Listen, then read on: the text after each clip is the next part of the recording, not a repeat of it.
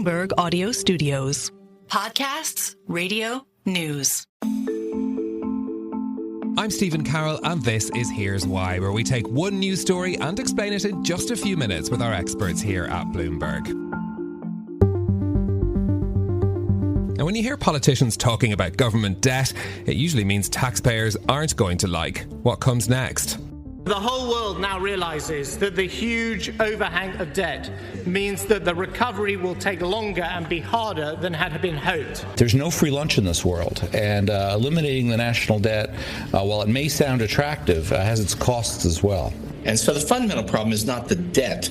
The fundamental problem is that we are not managing to pay our way. The real sword of Damocles is our colossal financial debt.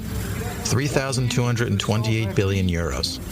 And if we were not careful, it will put our country on the edge of a cliff. The interest on the debt, for example, is estimated at around 50 billion euros a year. That is more than the entire French budget for education. Debt levels for the world's biggest economies have been creeping up for years, but they jumped sharply during the COVID-19 pandemic as economies shrank and public spending ballooned.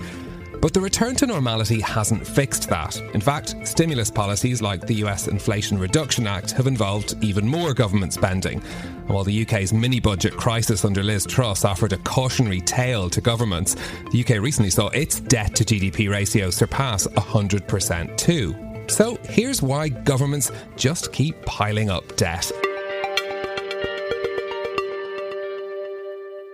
Bloomberg's head of economics and government, Stephanie Flanders, is with us now for more. Stephanie, you are the perfect person to talk about this because you follow both the politics and the economics of it.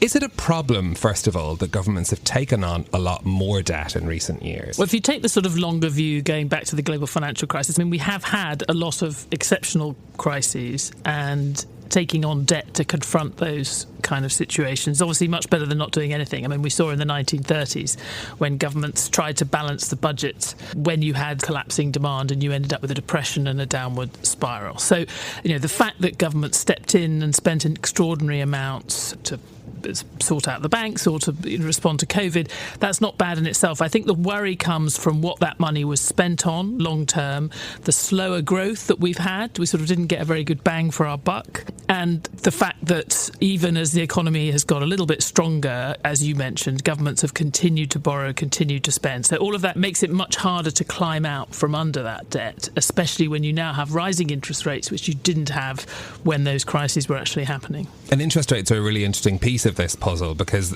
although they started to come down in many parts of the world, they're still much higher than they were in 2022. So how does that factor into how much we have to worry about the debt? It's always dangerous getting into comparisons with households because governments are really different from households. But there is, if you think about how you pay back a loan, the two things that will most affect your ability to pay back that loan is how high the interest rate is. So a lower interest rate, you can service a higher debt.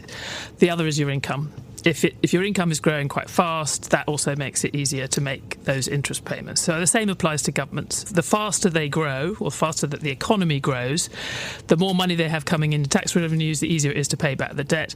And if you're growing faster than that total stock of debt, you can actually shrink the debt relative to the economy without having to do anything horrible. And that used to happen in the old days, but in the past sort of 15 years, most economies, certainly the UK, but a lot of advanced economies, they've been growing a bit slower.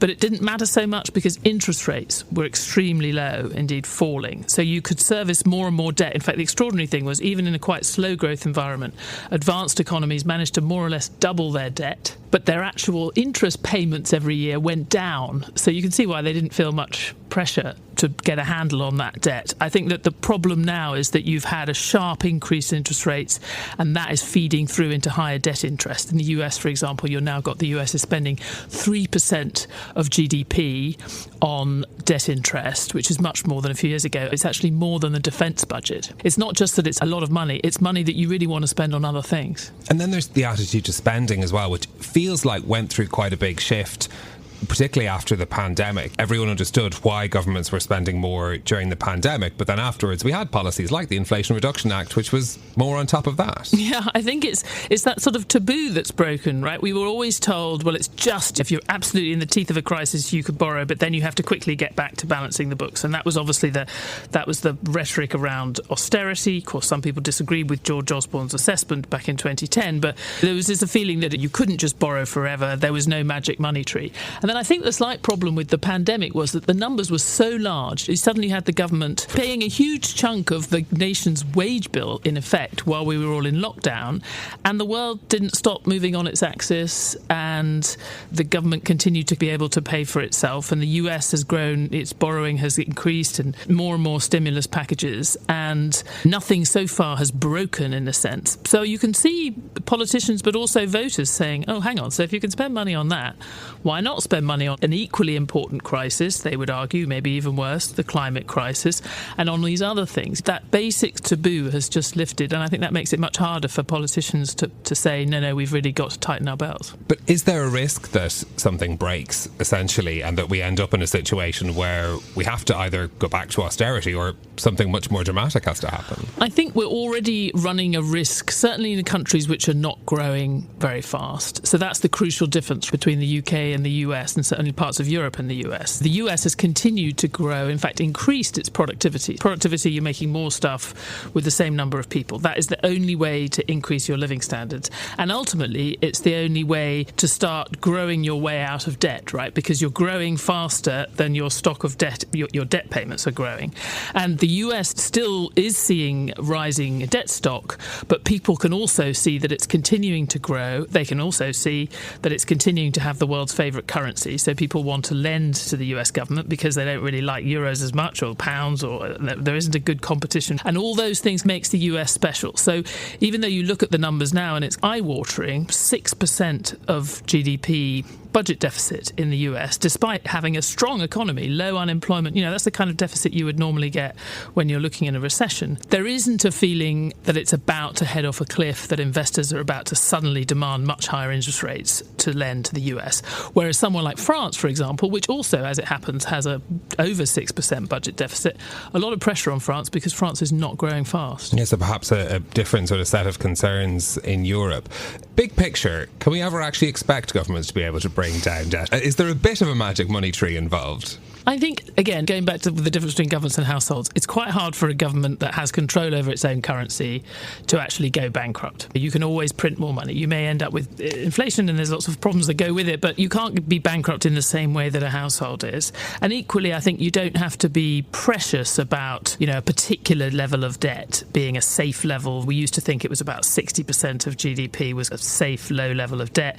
I think probably that's gone up quite a lot because we've seen it's possible to sustain higher rates. We've seen Japan have much higher rates and also not fall off a cliff. Fundamentally, the thing to focus on is growth. It makes such a difference. We had the fiscal watchdog in the UK the other day talked about the sort of long-term risk to the public finances, and it's extraordinary, actually. I mean, we've been growing a fraction of the rate we grew before 2007. We used to grow 2.5%.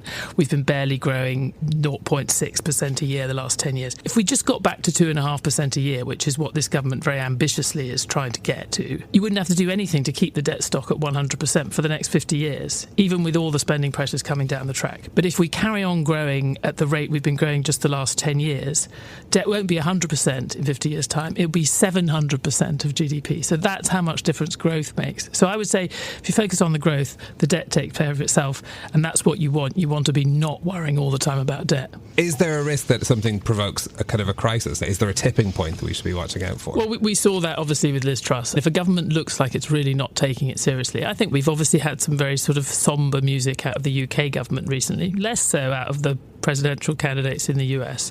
But if a government can't show it's even remotely on a path to getting a handle on its debt, I think that could get into real confidence issues in the markets. Stephanie, thanks so much for joining us. That's Bloomberg's Head of Economics and Government, Stephanie Flanders. For more explanations like this from our team of 2,700 journalists and analysts around the world, search for Quick Take on the Bloomberg website or Bloomberg Business app. I'm Stephen Carroll. This is Here's Why. I'll be back next week with more. Thanks for listening.